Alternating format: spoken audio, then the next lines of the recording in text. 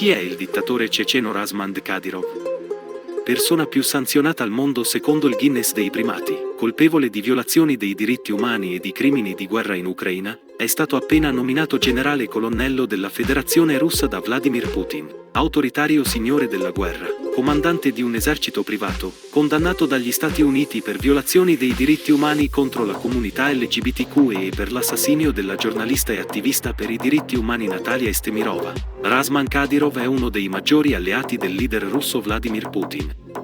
A capo della Repubblica di Cecenia dal 2007, una delle repubbliche che formano la Federazione Russa, detiene il potere sul territorio come se fosse un suo feudo personale.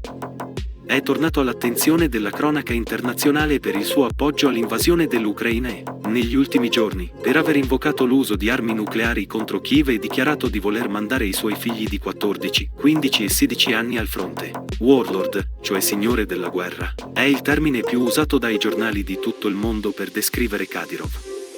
Altri invece lo chiamano War Dog, il cane da guerra di Putin, per il sostegno militare dato al leader russo durante ogni invasione portata avanti dal 2008 a oggi, dalla Georgia all'Ucraina.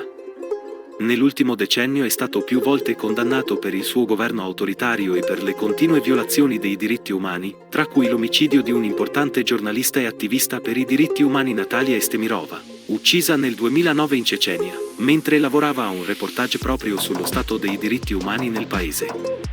Le sue azioni lo hanno portato a essere indicato come la persona più sanzionata del mondo da Stanislav Konenko, direttore dell'edizione russa del Guinness World Record, come riporta ANSA. Ma da dove ha origine il potere di Kadyrov? La seconda guerra cecena. Nel 1994, il presidente russo Boris Yeltsin lanciò la prima guerra di Cecenia, un sanguinoso tentativo di riprendere il controllo del territorio dichiaratosi indipendente dopo la dissoluzione dell'Unione Sovietica. La guerra terminò nel 1996 con la vittoria della Cecenia, ma, 3 anni dopo, il Cremlino guidato da Putin aprì un nuovo conflitto contro gli indipendentisti ceceni, questa volta con la promessa di scaricarli nel gabinetto, come riporta il quotidiano russo Lenta. Come nel caso dell'invasione dell'Ucraina, Putin definì questa guerra operazione speciale e in questo caso non per combattere presunti nazisti, ma i terroristi islamici. All'inizio del conflitto, Putin ricevette l'aiuto di Akhmat Kadyrov, padre di Ramzan, musulmano sufi che vide nella collaborazione con la Russia un modo per salire al potere e contrastare il fondamentalismo islamico che andava diffondendosi nella regione. Anche in questo caso, nelle intenzioni di Putin la seconda guerra cecena sarebbe dovuta durare al massimo 4 mesi. Finì per essere più lunga del secondo conflitto mondiale e più sanguinosa dello scontro del 1994. Le stime non scendono sotto le 10.000 vittime civili, di cui circa 31.000 minori bambini rimasti mutilati o con invalidità permanenti. Senza contare le diverse decine di migliaia di profughi russi e ceceni che hanno dovuto abbandonare, a più riprese, la regione.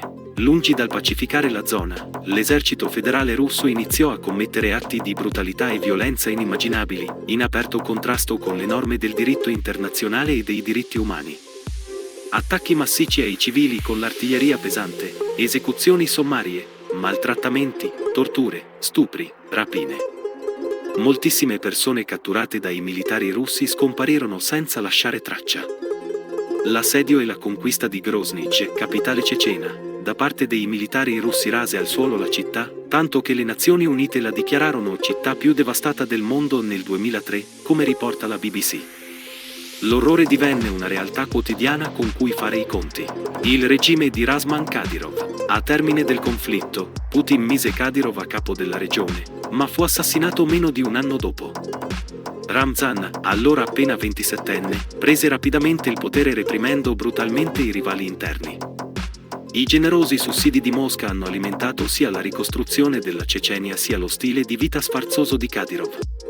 Ora gestisce la regione come un feudo personale, con decine di migliaia di truppe note come kadyrovzi sotto il suo comando diretto. Nel 2017 e nel 2020 è stato sottoposto a sanzioni internazionali per abusi dei diritti umani, tra cui il rapimento, la tortura e l'omicidio di persone della comunità LGBT+. Fedelissimo di Putin, sfoggia spesso magliette con il volto del leader russo. Le sue forze hanno aiutato il Cremlino a combattere le guerre in Georgia nel 2008 e in Ucraina orientale nel 2014. Con lo scoppio dell'invasione dell'Ucraina del 2022, Kadyrov è subito corso in sostegno di Putin e le sue truppe sono state accusate di crimini di guerra, in particolare di aver preso parte al massacro di civili a Bucha, dove le Nazioni Unite hanno verificato la presenza di crimini di guerra. Per le sue azioni, Putin lo ha premiato conferendogli il rango di generale colonnello della Federazione Russa, il 5 ottobre 2022. In Cecenia c'è un completo stato di anarchia, è vietato parlare dei fatti veritieri. Non ci sono prove degli omicidi commessi da Kadyrov, ma le persone scompaiono. Lo stesso è accaduto al suo medico personale. Il leader ceceno Kadyrov è in coma.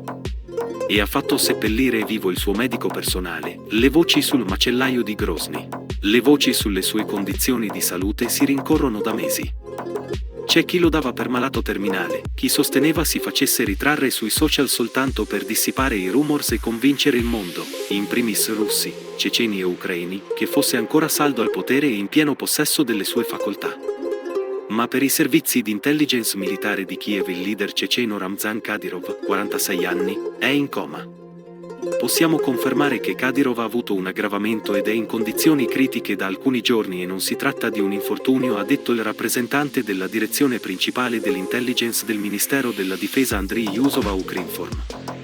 E alcuni canali social, anche ceceni, scrivono che il macellaio di Grozny e fedelissimo di Putin sarebbe stato trasportato a Mosca in un primo momento per le cure, e poi già trasferito negli Emirati.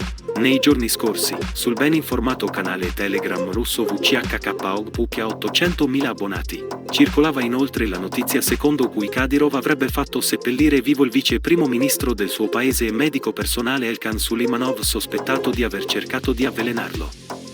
Suleimanov, ha poi rilanciato anche la Bild, sarebbe stato incolpato del forte deterioramento della salute di Kadyrov, che all'inizio dell'anno era apparso notevolmente ingrassato, molto gonfio e che spesso non riusciva a tenere gli occhi aperti quando appariva in video.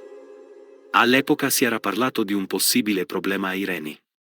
Kadyrov, fedelissimo di Putin e presente con le sue milizie in alcune zone dell'Ucraina, avrebbe ritenuto di essere stato avvelenato dalle iniezioni del suo medico personale.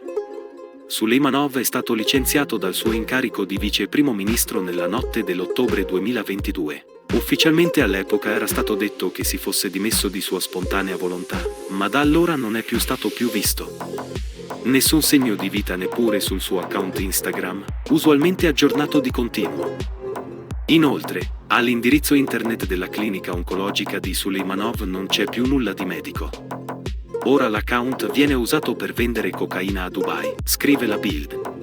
Suleimanov era una figura particolare nell'entourage di Kadyrov, era un Lezgin, gruppo etnico del sud del Dagestan e del nord dell'Azerbaigian, non un ceceno, e aveva un curriculum professionale impressionante nel campo della medicina.